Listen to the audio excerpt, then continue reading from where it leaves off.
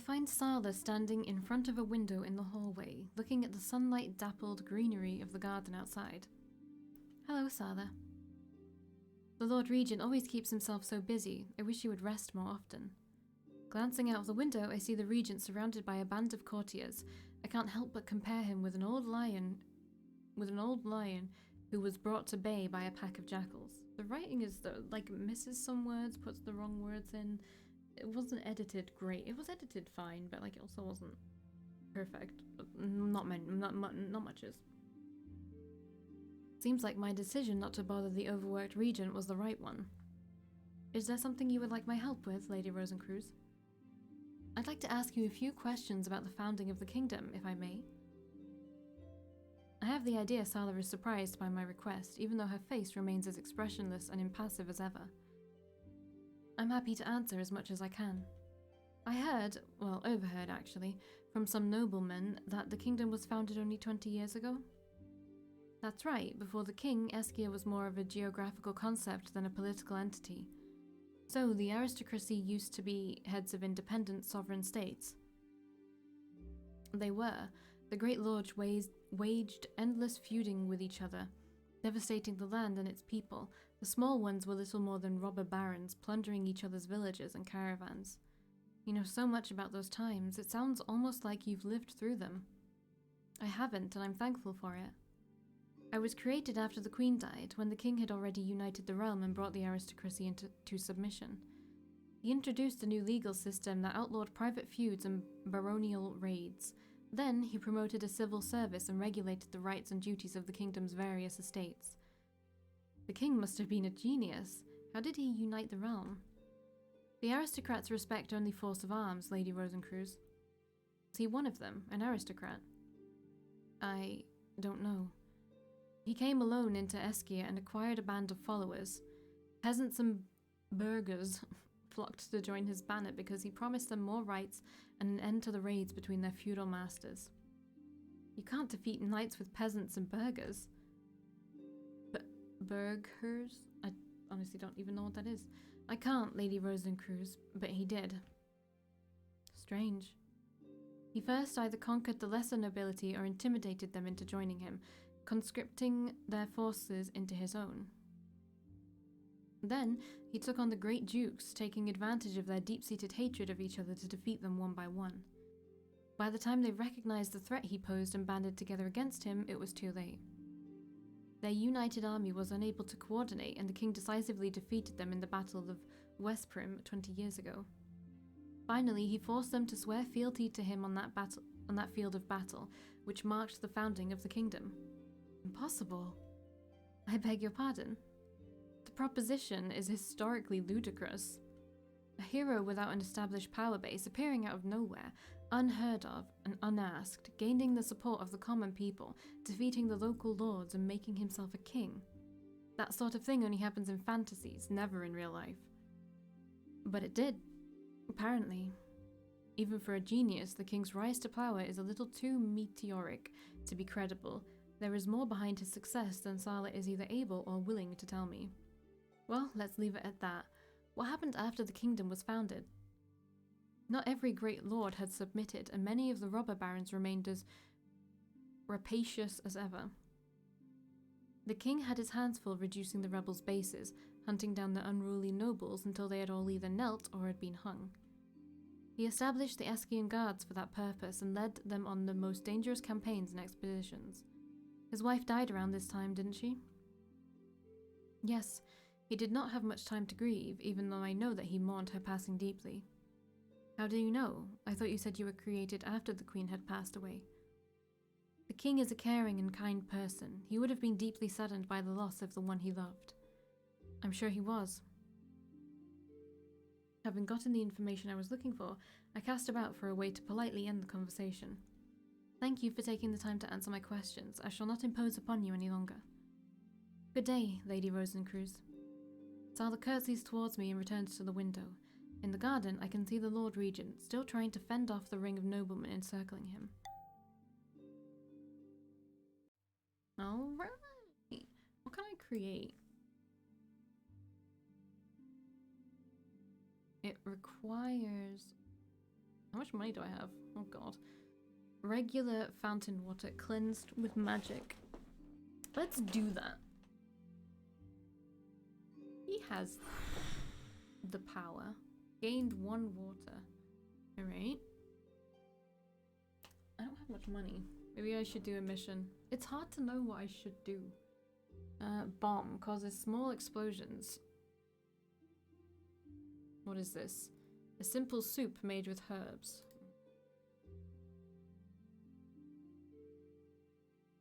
Apparently nobody can synthesize this. Nor can anyone sympathize this. Or maybe it's because I don't have the money. No, but nobody can synthesize this either. Maybe it's me? No, no one can. Because nobody here. Alright, well. Mission. The poor harvest.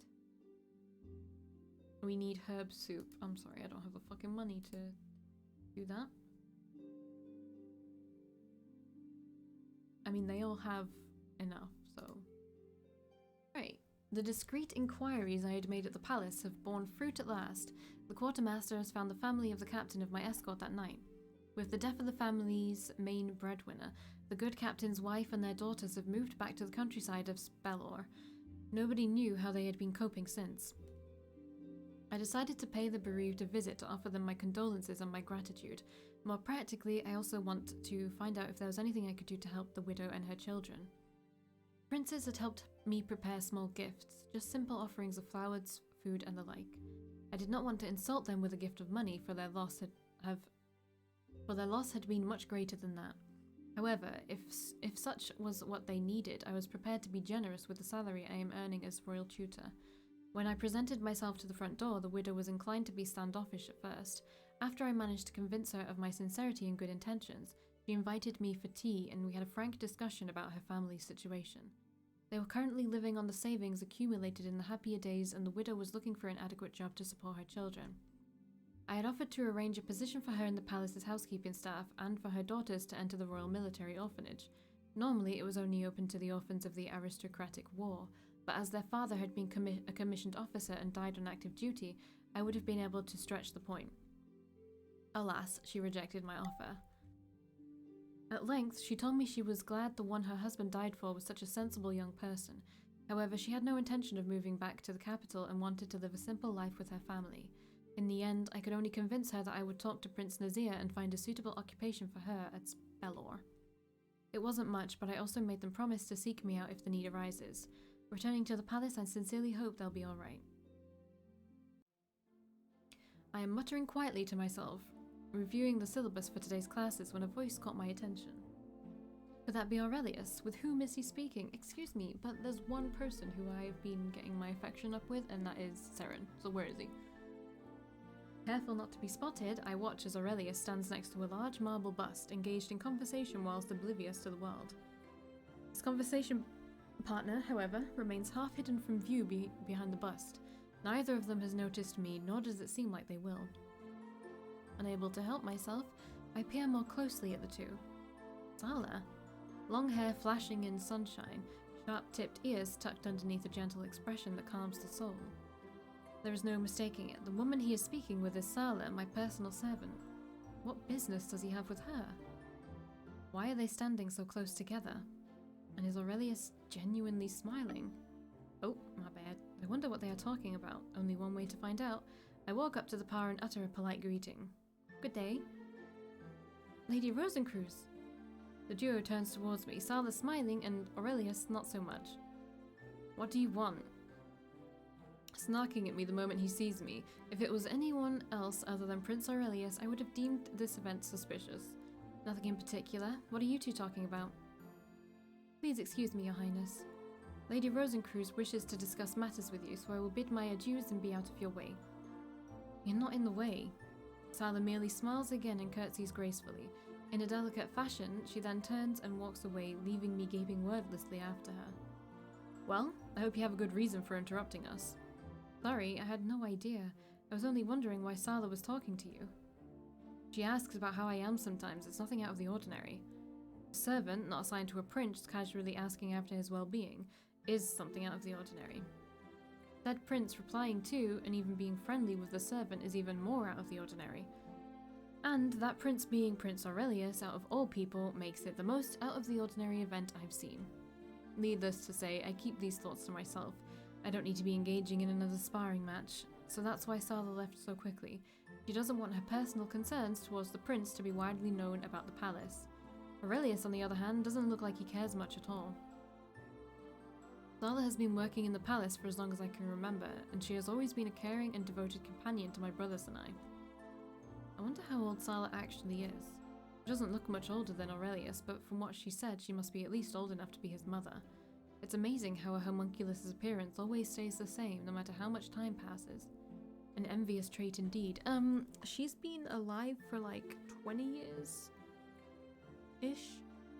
Whenever the queen died, she was made after that, you know that. I see. Dare you now? Good. Aurelius straightens his posture with an abrupt motion and nods curtly in the direction of the study. Well, shall we be heading to class? Yes. Side by side, we walk down the corridor in silence, not exchanging another word along the entire way there. Okay.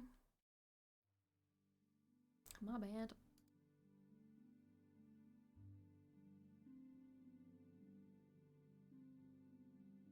How much? We get like 75 coins now? I can't really do that one. What one is it? This one. Wait, what did it want? Herb soup. I think we can make that one actually. Wait, not that. Even though I don't think I want to do this, actually. Good boy. Who's a good boy? Alright, we have one of them, but I do think that I should do this and not do the mission yet.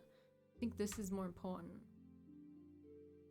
I have a lot of charisma, so let's get our beauty up. I do think that combat is important, unfortunately. And I have a lot of intelligence as well.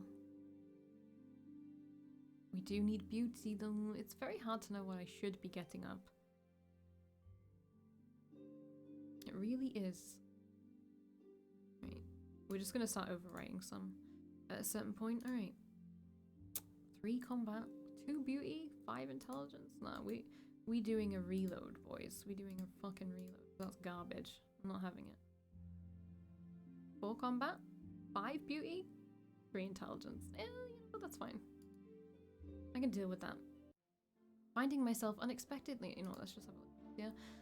So we got 30 intelligence, which I would say is good. I would say that's good for this point in this game. 25 charisma, it's okay. I haven't really done much in the way of charisma. This for beauty is fine, I guess. Meanwhile, the boys are doing real good with their affinities. He's doing real good with wind. Oh, he learns this. Oh wait, he learns this. Should I be doing these? I don't even know if I should be doing these. Obviously they learn these ones faster because their affinity is in this direction.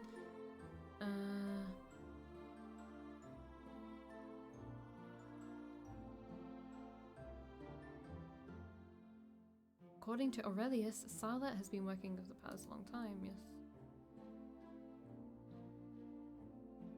Alright. Oops. Finding myself unexpectedly having a few moments of free time to myself, I decide to head to the palace library to read up on some research material. And who do we know that goes to the library often? That's right, Serin. The library is quiet and deserted at this hour. I smile to myself as I wander through its old oaken shelves, breathing in the sweet, musky scent of wood and old parchment. As I approach the back of the library, my eyes are caught by the sight of an elegant figure slouched on a chair inside an alcove tucked between 2 shelves. Prince Serin is reading a formidable-looking tome, his brows creased into a deep frown. As I look, his mouth soundlessly forms a few words and he shakes his head slowly. I take a step towards him, a greeting beginning to form on my lips, but then I draw back again. The prince's attention is wholly devoted to the book, and I would not like to disturb him when he is so obviously occupied. On the other hand, he looks somewhat troubled by what he is reading as well, and as his tutor, I do have the obligation to help him if he needs help. I squint at the book, but due to the angle Prince Serin is holding it, I cannot make out either the title or the author. It seems like if I want to find out anything about this, I shall have to ask Serin myself.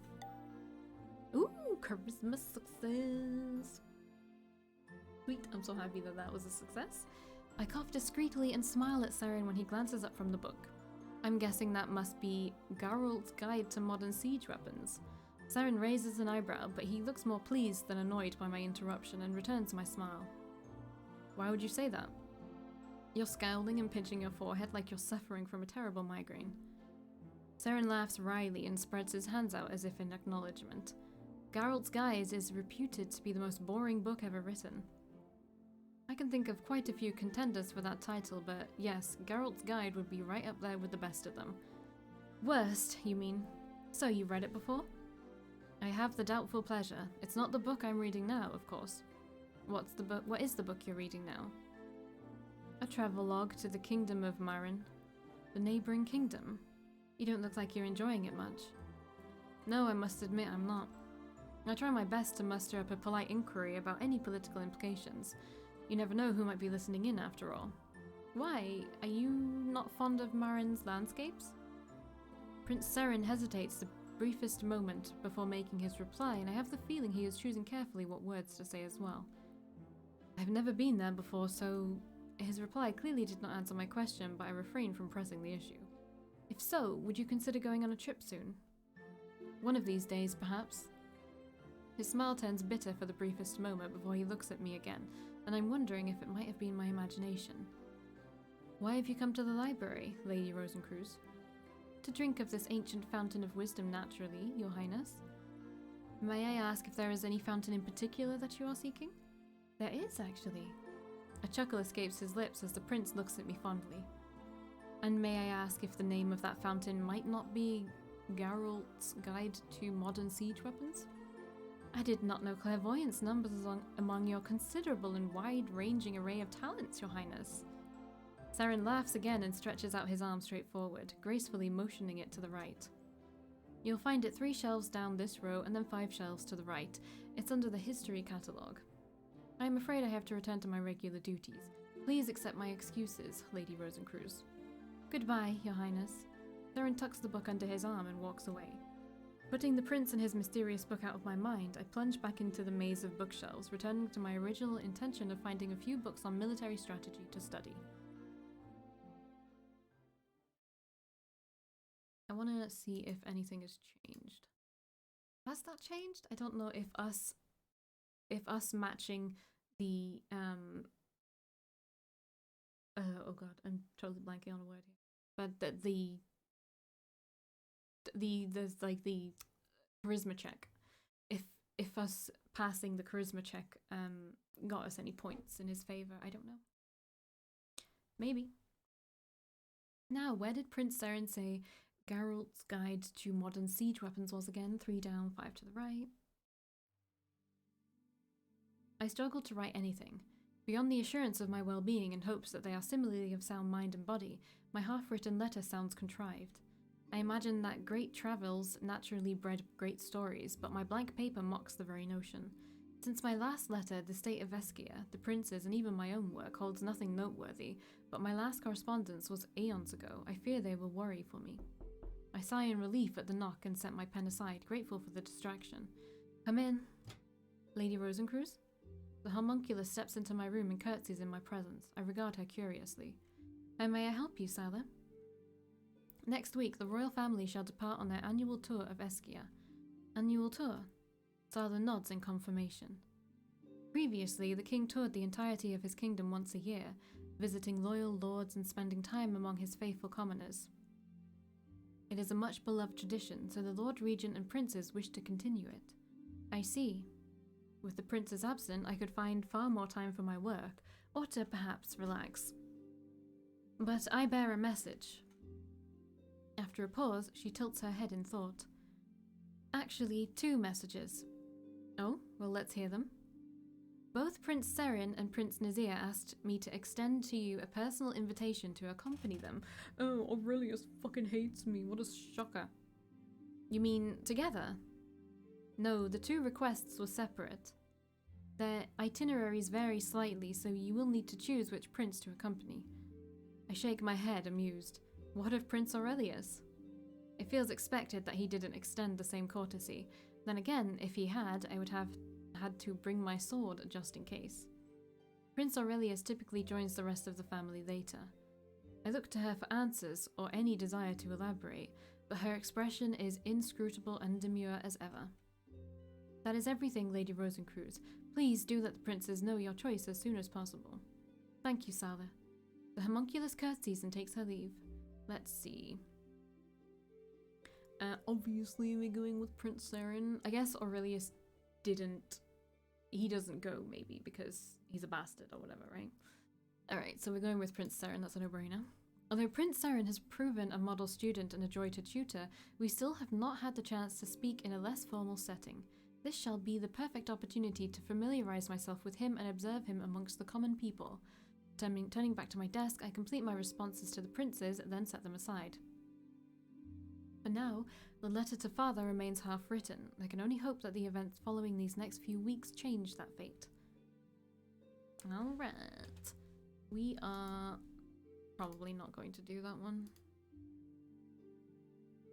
We only just have enough... Oh wait, I already created it. I think I should honestly, it feels bad. Is there like a timer on this? Like, what is this? Spells rural infrastructure and economy are close to collapsing. And I don't know if we should even do that because what would be the point? Because it's nothing to do with Serin. So I think we should do this. So 22. Let's get our charisma up. And do this. Maybe, I don't know. It's so hard to know what I should and shouldn't be doing. It really is. Alright. 4 combat, 2 charisma, 4 beauty. Kinda doo-doo. We're not doing it. We're not doing it. We're not doing it. Wait, what one was it? This one.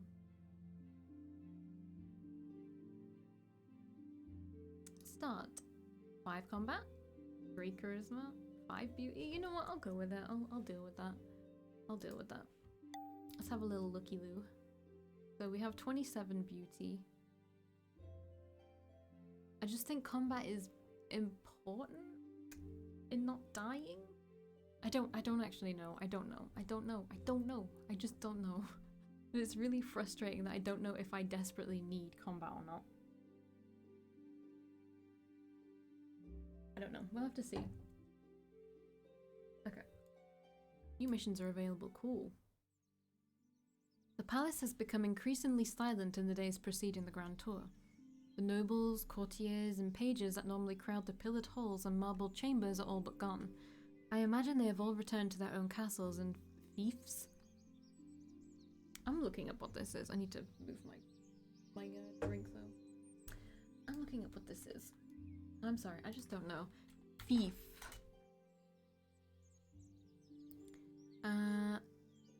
An estate of land, especially one held on condition of feudal service. A fee. Alright, interesting. Raphael explained that the tour was considered a holiday for the maids, cooks, and other palace servants, as almost no one remained to make meals for or tidy up after.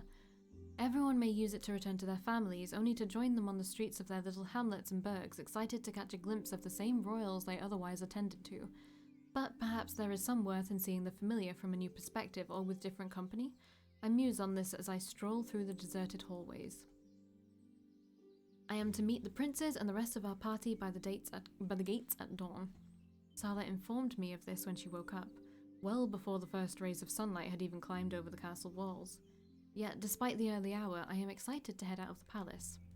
Although I very much doubt we will be leaving on time, at least not if Prince Nazir is accompanying us. Oh, 1 second, my cat finally wants to come in. I missed her. 1 second. Okay, now I'm full of cat hair, which is just going to irritate my nose so much. And my cat has not just gone straight to bed like she usually does. She is instead fucking around underneath my little daybed. Hey. Okay. I chuckle to myself, imagining the horror of being his chambermaid and tasked with waking him in the mornings. Well, well, aren't we up bright and early? The total surprise of hearing Nazir's voice freezes me in place momentarily, so I almost forget my manners. There he stands, clearly waiting to intercept me, He is beaming at me, not a dark bag under his eyes, nor a sleepiness to his mood. I smile and give him an exaggerated bow. Your Highness, I hope you permit me some astonishment at seeing you awake so early. He lets out an exasperated sigh and gives me a look as if wronged, but as I meet his eyes, I see absolutely no offense taken. The exasperation then soon shifts to eagerness. I'm glad I managed to catch you. There's someone you need to meet. But the tour isn't... I'm afforded no further protest as Nazir hooks an arm around my shoulder and gently steers me down the corridor. Where is this cat?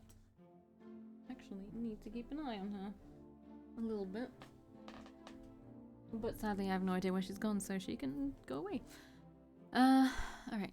I realize we are headed for the wing normally reserved for the various noble houses that stay at court. Some have permanent apartments with their family insignias imprinted on the doors. Right now, they are almost all universally empty, locked, or closed, their occupants having returned to their holdings. This way. The chamber he leads me to, a small one in the corner, is clearly still occupied and the door is slightly ajar. I glance at the house sigil and frown, attempting to remember my Burke's peerage. A recent arrival. House Oods? Yes? I have no fucking clue. How knowledgeable, as expected. If I recall correctly, this minor border fiefdom should have been too small to have a presence at court, at least under normal circumstances. However, it appears they have established themselves as ambassadors to the neighbouring kingdom of Mahrin. Why would Prince Nazir desire, almost excitedly so, for me to meet them? At first, the apartment seems empty, save for a few chambermaids. Then, a voice calls out excitedly from the other end of the hall. Nazir, you're back! Who's this lady? For a moment, I mistake the voice's owner for a child, if only because of their gentle tone. However, the person who rushes to join us is clearly a young lady. My apologies. She claps her hands together, tilting her head ever so slightly. Her big and sparkling eyes regard me curiously, and her youthful cheeks flush. Lady Ishbel of House Oods. Allow me to introduce you to Valkii of House Rosencreuz. I bow and she curtsies. On closer inspection, I realize she is very nearly our age. My dear Valkii is our esteemed royal tutor and to our great luck, a companion and confidant. Nazir winks at me and I struggle to keep the smile off my face. House Rosencreuz. The clan of people capable of using all 6 branches of magic, correct? Yes, which puts me at a very advantageous position with regard to tutoring the princes. That's incredible! Actually, I heard that the Rosencreuz always marry their cousins in order to keep the bloodline pure. Is this true? My mouth falls open in surprise at the girl's directness. From the corner of my eye, I notice some of the chambermaids try and linger longer than necessary to eavesdrop. I have faced such questions many times, but never from a lady or lord. Although not necessarily a stupid question, it is one of such impropriety, and at our first meeting, no less, that I now understand why I haven't met this young lady in court thus far. My gaze flickers uncomfortably to Nazir, who only grins back. I sigh heavily. No, we do not. Anyone who carries the faintest trace of Rosencreuz blood, even from generations many decades apart, can be born with or awakened to our powers. Is that so? Do you have other suitors then? That is... I flush darkly as Nazir leans forward in earnest, dying to hear the answer. As the silence continues, my lips remained pinched, and with much disappointment he gives me an obvious pout. Desperate for a change in subject, I blurt the first thing that comes to mind. So, Lady Ishbel, is that a faint accent I detect? Suddenly self-aware, Lady Ishbel blushes and fiddles with her hands.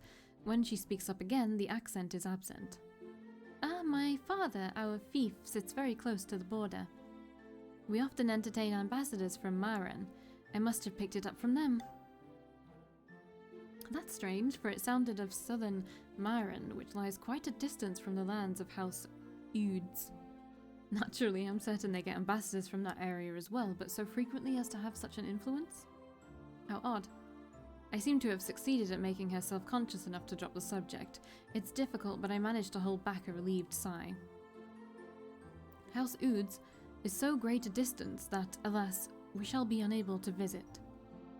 Lucky for us, Lady Ishbel came herself and will remain here for the time being. I see. How thoughtful of the prince to still include you on his tour. Lady Ishbel blushes with delight and shares a look with Prince Nazir that I am not entirely sure how to pass. Speaking of inclusion in the tour, look who's up and about. Hey dude. Nazir looks over my shoulder, and when I turn, I spot Prince Aurelius walking swiftly down the corridor. He does not seem overly pleased to see us and hesitates for a moment as if deciding on the means to elude us. Yet, since his only options are to pass or retrace his steps, he continues forward. After standing on her tiptoes, trying to glance over my shoulder and failing, Lady Ishbel steps aside and gasps when she sees the prince. Prince Aurelius, good morning! I slightly frown at the volume of her voice. In the corner of my eye, I notice the chambermaids lingering about once more. The palace's servants are so idle today. I should put them to work later. Your Highness. I bow my head, and Aurelius returns it, pointedly avoiding Lady Ishbel's greeting. Rosencruz, brother. Before I can reply, he has already passed us, striding with purpose towards the garden. Lady Ishbel, looking as if she has been struck by lightning, turns back to us with a dejected frown. Nazir chuckles warmly at her. Was there something wrong with my greeting? Nothing wrong at all, Lady Ishbel. My brother is just, well, a little particular. Don't you agree, Valkii? Oh, alright. I shrug. It should be wrong to speak ill of Prince Aurelius, especially when he is nearly within earshot. I'm so sorry. He simply has a different approach than Prince Nazir. Oh, now it's my fault. Nazir gives his signature broad smile. Lady Ishbel looks wide-eyed from one of us to the other.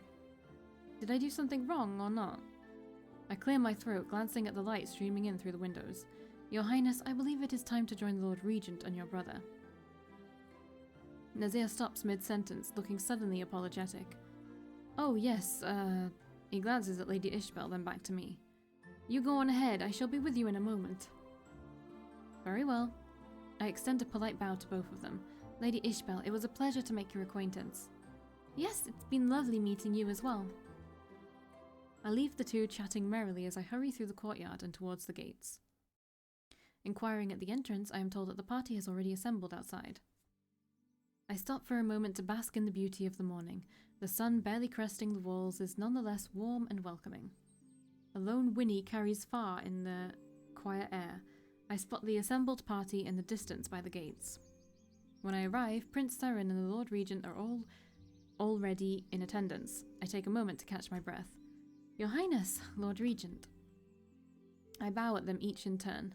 I hope you can excuse my tardiness, for in passing, I considered informing them of Prince Nazir's distraction, but eventually I decide against it. I'm afraid I slept in late.